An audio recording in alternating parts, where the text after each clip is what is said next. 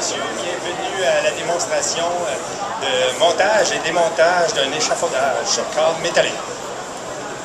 Alors, j'aimerais me présenter tout d'abord. Louis Verville, ingénieur, inspecteur à la CSST, expert chute d'autant. Mes deux collègues qui vont assister et qui vont faire le montage, M. Patrice et M. Dominique, de Aluma System. Alors, on va vous présenter comment monter de façon sécuritaire un échafaudage, 3 sections de haut, à l'aide de la barre d'assurance horizontale de la CSST. Premier élément, on met des madriers au sol, des sols qu'on appelle SOLE, pour niveler le sol et s'assurer que l'échafaudage est bien au niveau et solide sur un sol meuble. Deuxième étape, on monte des vis à vérin ou des plaques à vis pour pouvoir mettre l'échafaudage de niveau.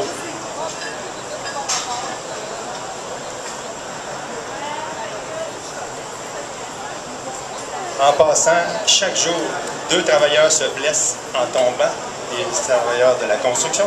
Et puis chaque année, 10 travailleurs de la construction sont coincés dans une tranchée ou écrasés sous un échafaudage. Des travailleurs donc qui sont des charpentiers menuisiers, qui sont des maçons et des manœuvres. Donc l'étape suivante, après l'installation des vis à vérin, on a l'installation des cadres métalliques à l'aide de croisillons.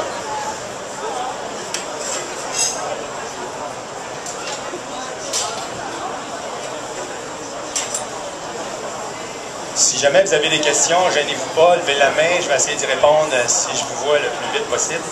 Et puis en même temps, ça va être d'information générale pour tout le monde. Normalement, l'échafaudage sur cadre métallique qu'on a ici, c'est des 1,5 m par 1,5 m carré et c'est donc sur cadre métallique.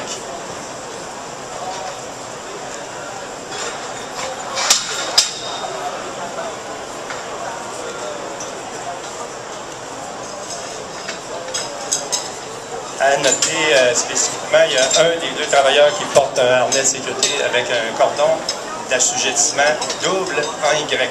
Pourquoi? On va en avoir besoin plus tard lorsqu'on va monter dans l'échafaudage. Le deuxième travailleur qui ne porte pas de harnais de sécurité va demeurer au sol pour aider le premier travailleur. On fait présentement l'installation des barrures verticales appelées bananes ou bananes à clip, pour pouvoir relier les sections d'échafaudage verticales entre elles. On procède au nivellement de cadres métalliques de chaque côté pour être sûr que l'échafaudage est d'aplomb. Il faut vraiment que l'échafaudage soit parfaitement au niveau pour assurer la stabilité de l'installation.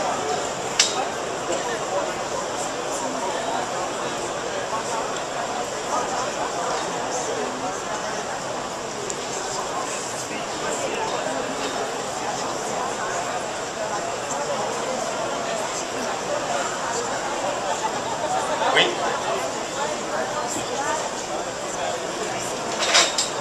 Bonne question.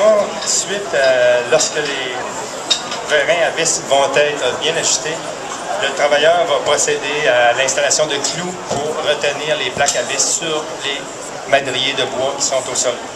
Ceci étant une raison évidente de donner de la rigidité à l'échafaudage et aussi de retenir la patte d'échafaudage à sa place exactement où le travailleur l'a installé.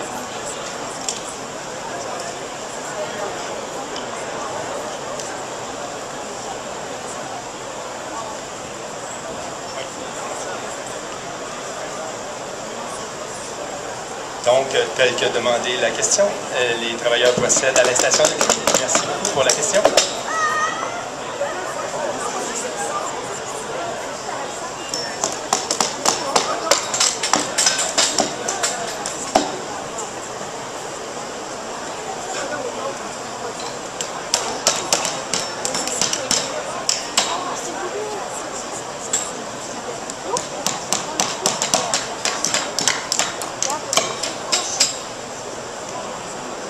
Donc, on a installé les clous, on a installé correctement l'échafaudage à niveau et tout est vraiment solide. Alors, les travailleurs vont procéder à l'installation de la plateforme de travail pour continuer de monter l'échafaudage.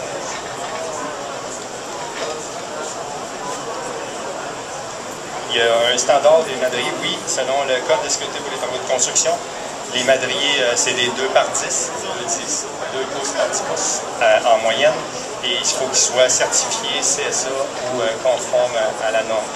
Et ils sont prévus à l'article 398 du Code de sécurité pour les travaux de construction. Il faut qu'ils soient bien inspectés, propres et sans bris avant de pouvoir être utilisés. Donc, on monte la deuxième section d'échafaudage. On commence par un quart le deuxième quart de l'autre côté. À remarquer, le travailleur installe les barreurs immédiatement lorsque c'est posé d'un seul côté.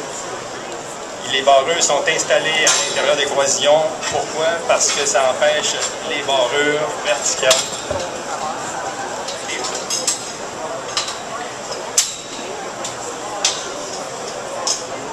Ça empêche les barreurs verticales de sortir de l'échafaudage. Ils sont bien installés à l'intérieur donc des croisillons et du montant.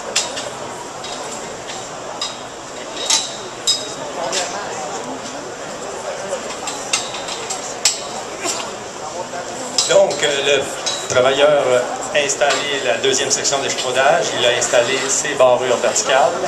Il installe désormais un croisillon du côté de la façade du bâtiment. On peut s'imaginer que le bâtiment est à l'opposé de moi, de l'autre côté. Et donc, c'est pour ça que les échelons, ils sont du côté du bâtiment pour permettre aux travailleurs d'être adaptés à la bonne hauteur pour travailler sur le futur bâtiment. On installe par la suite une deuxième section de plateforme de madrier pour que le travailleur puisse monter en hauteur et être ergonomiquement le mieux positionné possible en hauteur pour faire ses installations d'échafaudage.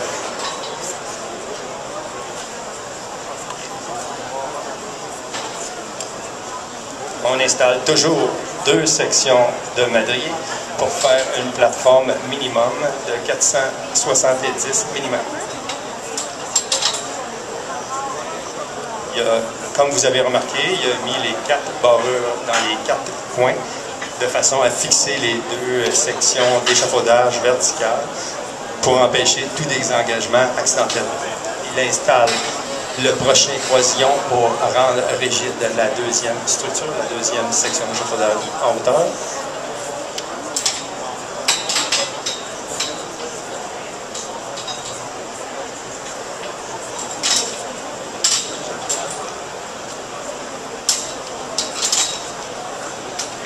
Donc, ces 2 sections d'échafaudage sont complétées. Il peut désormais utiliser la barre d'assurance horizontale, en aluminium, très léger, de 5,9 kg, qui a été conçu par un ingénieur, Jean Massé, et qui est approuvé selon les méthodes de la CSA pour résister aux chutes d'automne.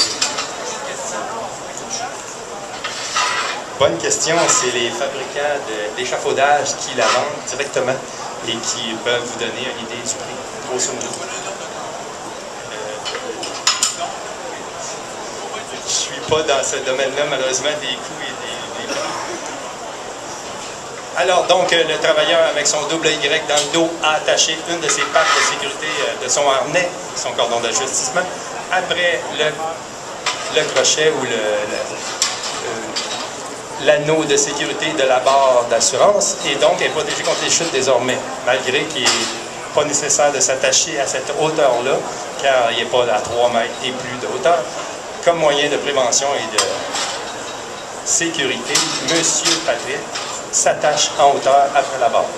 Il installe son deuxième plancher d'échafaudage pour pouvoir y grimper et pour pouvoir monter la prochaine section d'échafaudage. On nous demande, Patrice, si tu veux faire une chute, toi, qu'est-ce que ça donne? Je pense pas que ça va être tenté. Non, on ne fait jamais de chute dans un harnais de sécurité, ni même dans un cordon, parce que l'équipement n'est plus bon. Et lorsqu'on fait une chute avec un harnais de sécurité, on peut toujours avoir des blessures. On peut toujours occasionner des blessures aux travailleurs lorsqu'on fait une chute dans un harnais.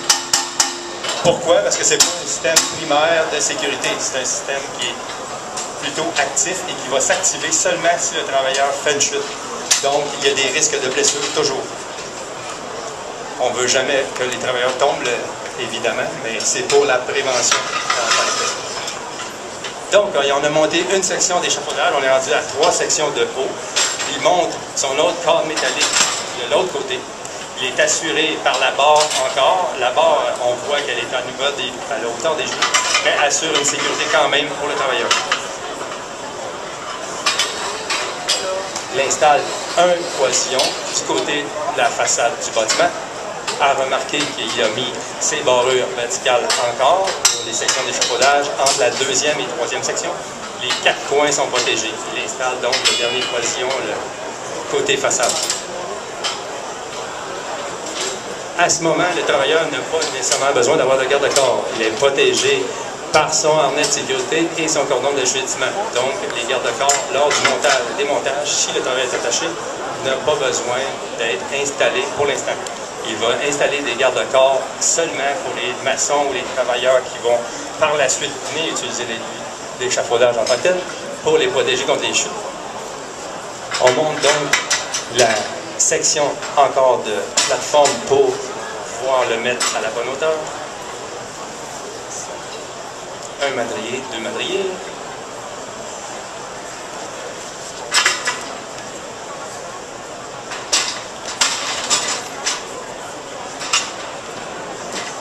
À partir de ce moment, M.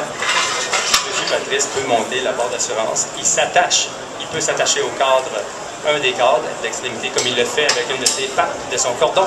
Il peut défaire le deuxième cordon qui est après la barre, le mettre sur son harnais et déplacer la barre en hauteur pour continuer l'opération d'échafaudage et de montage de l'échafaudage en Rappelons qu'on peut monter ainsi de suite l'échafaudage à la hauteur que l'on veut. Bien entendu, on peut monter 5, 6, 7, 8 sections. Il n'y a pas de problème avec la méthode qu'on vient de vous proposer.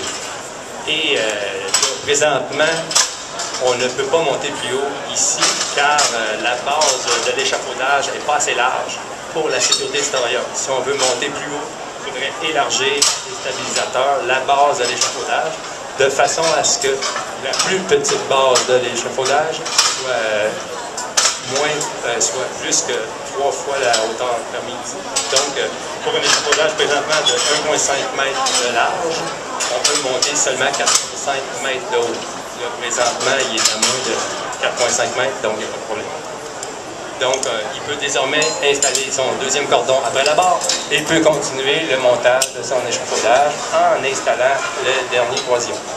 Il installe ses verrous verticaux, ses barreaux verticales. Il est toujours attaché par la barre de sécurité et là, peut grimper sur la prochaine section. Et donc, la barre est à la hauteur plus haut que ses hanches en tant que tel, donc il est protégé contre les chutes encore.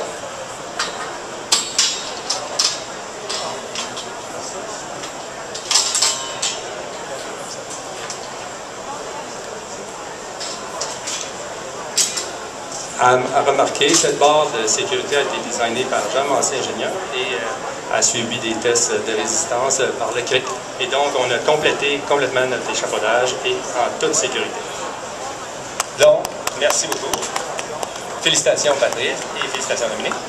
Pour le démontage, on fait la même chose à l'inverse. Donc, tranquillement et sûrement, on fait les mêmes étapes qu'on a faites pour le montage. Normalement, le démontage est beaucoup plus rapide que le montage.